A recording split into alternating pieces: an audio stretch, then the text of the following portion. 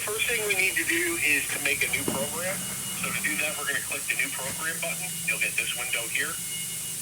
We're going to give it the program a name. Okay, let's take notes. We're going to call it Stair Slope Tutorial. And then when you're done naming it, hit the OK button. And then you'll see it show up over here. You can do this now, parts with, or you can do it afterwards. None of this is set in stone. So if you're doing a rail, you can go to your properties, and you can set your part width there, and also your bit size and that sort of thing. I'll just leave it at 5, which is the default. But like I said, you can come back to this menu, which is the properties button, at any part of the program. You can always go back and tweak it or change it if something's not right. So from there, we're going to go to Edit Side 1, which is this button down here, and you're going to get this window. From this triangle drop down, there's a program or type called Slope. You're going to select that, and then click OK. And that's going to bring you to the main stair slope interface. And what's handy is that in this version, we've got a graphic interface so you can kind of see what you're working on and what it's asking for instead of just a bunch of windows and numbers that may not make sense. So the first thing that you need to decide on here is if you're going to use rise run or you can use angle. They both do the same thing. It's just that different values depending on how you calculate the angle that you need. So if you know the angle, you could just go over here and just put 25 degrees and hit enter, and then you'll see it'll change. So at least you can go, oh no, either that's way off, or maybe we need more or something like that. We only wanted 15. But this helps, when you change something here, you see what's being changed over here. So angle is that. The rise run is basically just the graphic formula. This is the length of your material. You basically, when you're, and stop me if you already know this, but when you're calculating rise run, you're basically making a big triangle. So you have your starting point, and then you've got how high it goes up, your post, and then you've got the length of the rail that you're putting in, which is the bottom part of the triangle, and then your angle, the rise run, is the diagonal connecting to the top part of the triangle, and that's the top part is the one that you're calculating. So you need to put in the post, which is this one. That's how high your post goes. And we'll get more into where the post holes go in and stuff. But yeah, essentially to get your angle, it's this divided, the height of the post divided by the length of the rail. And how you change these, say your post goes up 30, and you've got a 72-inch, or maybe you've got a 108. I have a question. Yes, go ahead. All right. So mostly what we do is a 2-foot or a foot drop. So the rise run is usually like 24. And so if you put that in, I'm curious. So does it automatically calculate the angle for you, right? If that's what you're doing? Yeah. So you would put in 24 inches here, and then you would put in your length of material here, and then it's going to update it. You can do something crazy like, well, we've got a 36-inch handrail. See how it changes it's going to change the hole, and adjust all the math for you automatically, just based off 24 inches here, 36 inches drop down. So will we do this first and then run the post afterwards? Yes, and there's more to the program itself. Like over here, if you see where I'm at in this window, this is where you select the cutout hole for the post or the rail. Because if you go down here where it says rail info, which is this bottom window down here, You can pick whether it's cut top of rail, cut bottom of rail, um, and then there's also post stuff, but then there's also like the post width. We tried to make everything labeled as obvious as possible, so that you would just need to put in, the value of what you need, or you could just leave it at default. Um, but yeah, so from here, what size cutout do you normally use? Say like you're doing a rail. Yep. So the 875 by 1.5 picket right there. Yeah. Okay. And then even when you select this, you're going to see a change in the graphic interface. I can use something gigantic. It's going to put that in there. So when you select that, and then also a handy thing is down at the bottom here, just above the OK button, is the number of pickets. Yep. And so you could do 12, you could do 100 if you wanted to. Right. And it's going to automatically change and space everything depending on if you want even spacing, you can do that. You can set your end spacing. You can set the cutout space. Say like you only want them like maybe 1.5 inches apart. You can change that, and then it's also going to adjust for the number of pickets as well. But you can still change it. Like I said, nothing is set in stone. You can go back to 6 pickets or whatever, or if you don't know how many pickets it's going to need, but you want them, say, 2 inches apart, you can add 2 inches spacing, and it'll calculate that and give you 20 pickets. Okay. However much will fit in the length that you give it. And as I'm looking at this, right? So the rail going into the post,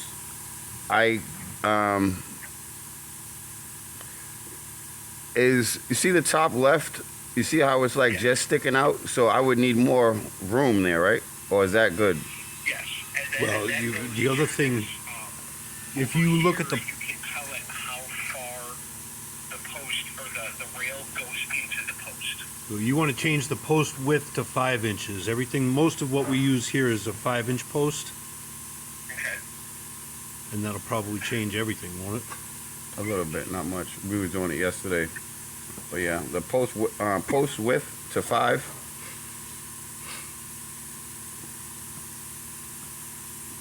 And then how much it goes in is this insert length. Okay. Oh, okay. Write that 2 down. inches, that's going to affect things as well. Or, even if it's on like a bracket, you can go to 0. Gotcha. If you've got a metal bracket that's Yep. surface mounted. Otherwise, it lets you determine how far you want to put the rail. That's awesome. That's awesome right there.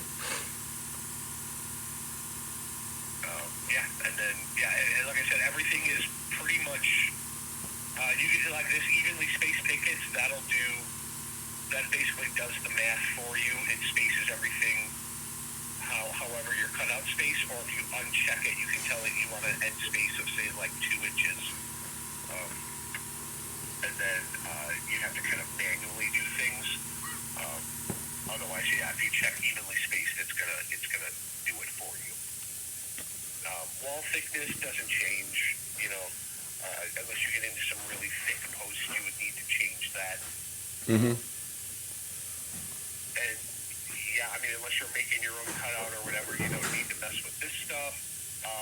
Like this make rail, make posts is important because that switches to where if you want to cut the post, then you would pick, this is just the post that we're working on. If you select make rails, then you'll see how it changes to blue. That's to show you what exactly we're working on. So like on make posts, you're only concerned about the holes going into the post, the rail going into the post, and then you would deal with your post settings and what have you. Like it says, cut top of post down here, bottom of post, and then you're going to say, well, let's say like your end spacing is now from where the rail goes into the top of the post. So say like you wanted, for whatever reason, you wanted it 5 inches down. See how it moves everything down for you? So that's what that does. So you can have it like 5 inches there, and then if you go to the bottom of the post, you're going to see where it's blue down here, and say for whatever reason you wanted 6 inches down here, that's going to move everything down a little bit as well, and automatically do that.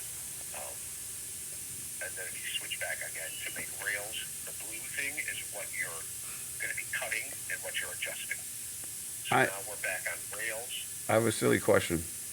So Yeah, go ahead. you were just on make posts. So I run posts from this program? Yes. I can run posts from this program. With this interface, you can make the entire thing. So like if you wanted to have one side to be the post, you can hit OK. This will cut the post. Wow. We didn't select a cutout for it, but I have to go back and do a cutout. For just whatever, we'll just pick something. For whatever reason you want to use that. Then you hit OK, and then now you see your holes show up here. So now if you click, hold, or touch, hold, and drag, you can copy it. Yep. Drag it over to whatever side you want, hit yes. Now you can go back into the program and go, okay, now we need to make a rail. And then you can adjust your rail. So you can have this entire stair program all saved into one program. So you can say, go make a handrail for, product A, go through, cut the post, cut the rail, and build your rail all in one shot. Unbelievable. And then, it just saves you time. And I really, the old software used to not have this graphic interface. Nope. It even helps me and the customers I've talked to immensely to see what you're changing and visualize the rail instead of just looking at a bunch of numbers. Okay. And once you realize what, we tried to rename everything to be as plain and self-explanatory, so you know what all these values mean and what the program is asking for and what needs to be adjusted. And I suggest even just going in and just in this program, just start pressing buttons and changing values, and you'll see what it does to the program, and hopefully that'll get you a little more understanding and to not be afraid of the interface or whatever, like get in there and really mess around with everything and just see what stuff does. Mm-hmm. And that way you can really get into the nitty-gritty of it if you need to. But if you just remember that whatever is blue is what you're working on. So top of rail, bottom of rail, or if you switch to posts, blue line means that's what you're working on. Gotcha. And pretty much everything can be adjusted, or we've given it default values where you can just leave it alone if need be.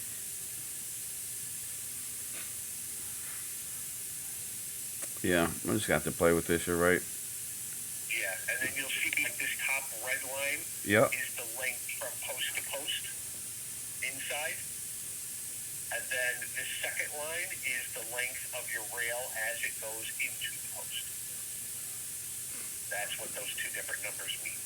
So like you would set the post in the ground, top and bottom post, they need to be exactly 87.59 apart from the inside of the top of the post to the inside of the bottom of the post. That's what that number means. And if you wanted that changed, you could go over here to where it says slope and hit 90 if you'd like. Moves it apart. But it's the same. It's going to adjust your rail length as well. So you're using an 8-foot So if you panel. go say like, okay, let's make this 108. And then it's going to auto-calculate your rail now needs to be 111 inches and some change to fit this length of post to post. Or if you're making a little short guy. I'm little. Change that rail length to 87. That's what we use. That's the length for the 6-4 slopes on the dogwood haven panels, right? 87 inches, and then your posts will be 83.394 apart with the rail inserted in the Maybe. other side. It's 88.5 for just the bottom rail. Yes, Top 88 rail and a is half. full rail. Exactly, Dennis. It is 88 and a half. Cool. So I don't have to figure out the rail length ever. Like that's just once I put in. It does it automatically, yeah. Yeah, you can measure from post to post and put that in, and it's automatically going to calculate your rail length for you. So post to post, I need it to be 8 feet. Okay. 96. So where does it go to do that? Okay, so we're gonna go 96 on that. So we're gonna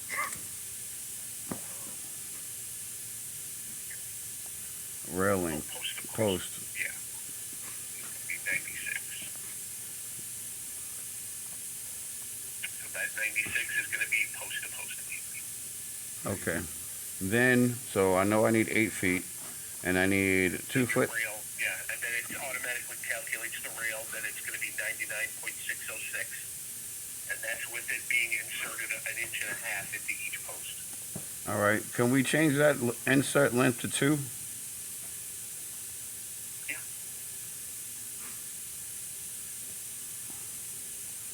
There we go, and then it tweaks everything overall.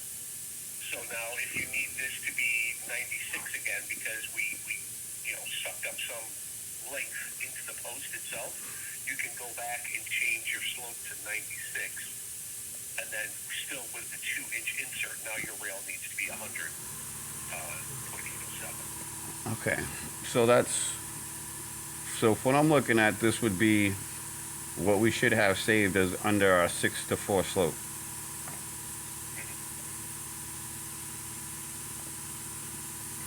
Right? We are. Go into that program. Yeah, I'm saying, so we're all in agreement on that, right? Okay.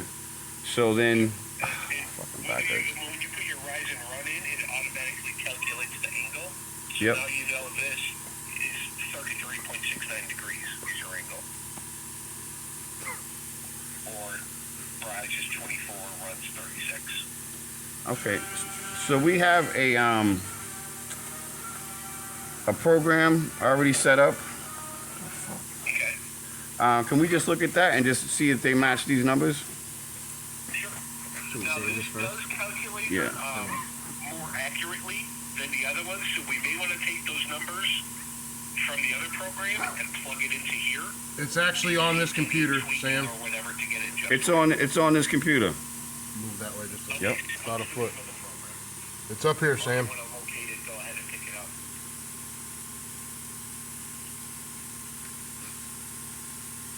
This is what we were working on yesterday, were these 4 right here.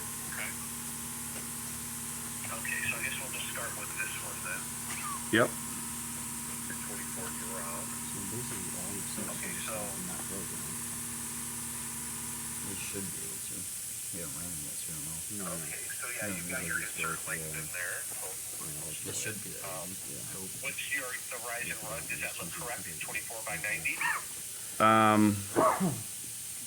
Where did we get that 90 from yesterday? Because we were talking about the rise and we were trying to figure out what that 90 meant. So we knew that the 24 was the drop or the rise. Wasn't sure what the 90 stood for. The 90 would be the top part of the triangle. This part here that's blue, that's the angle, the 90 you're getting in there.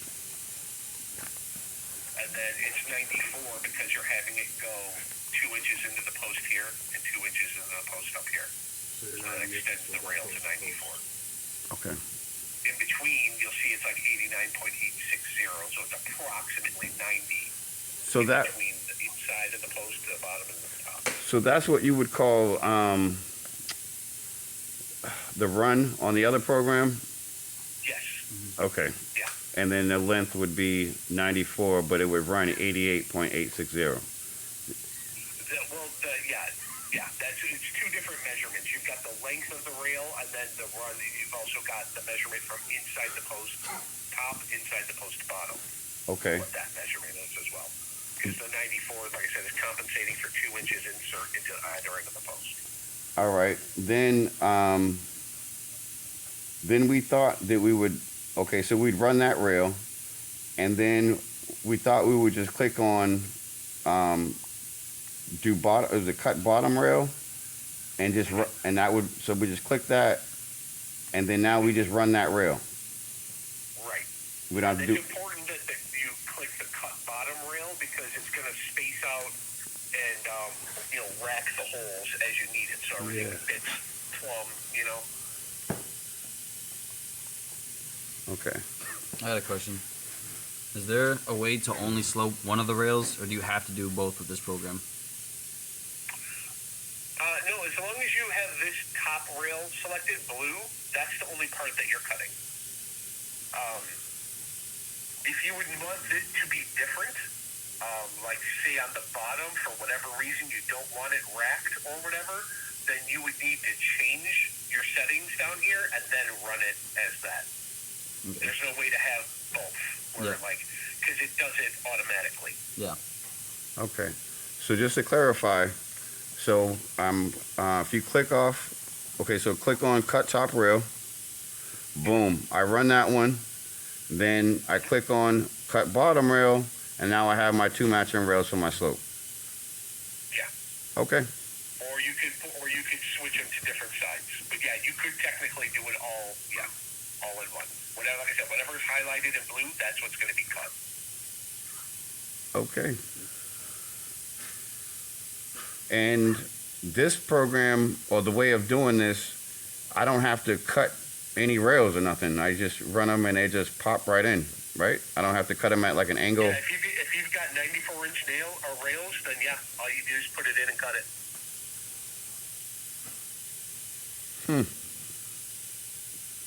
Sounds sweet. Do Okay. you want to check the other programs as well?